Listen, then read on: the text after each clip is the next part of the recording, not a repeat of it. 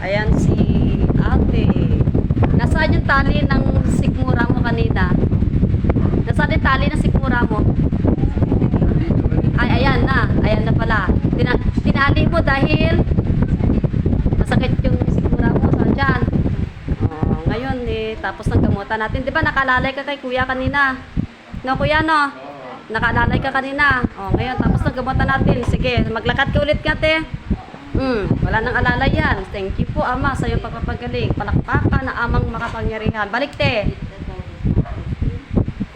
Yan po, nagpapatunay na pinagaling ng ating Ama sa langit. O, pakiramdam mo yung tiyan mo, te. Yung tiyan mo. Wala na bang masakit? Kanina, masakit.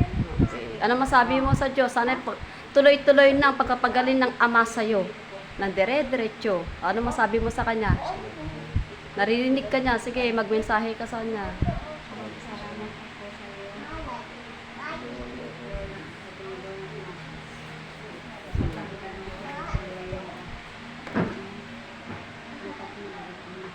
Sana dire-diretso na yung pagpapagaling niya sa'yo. Sana mawala na lahat, na magmilagro lang lahat, no?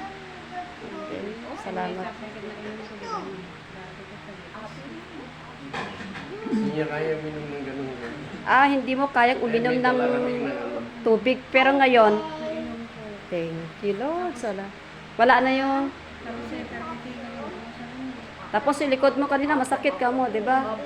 O bali, dalawa kasi nahuli na mga, dalawang mangkukulam, di ba? Okay. Ano masabi mo sa Diyos? Yes, totoo. Siya po siya ang totoong manggagamot, no? Siya ang banal at dakila, no?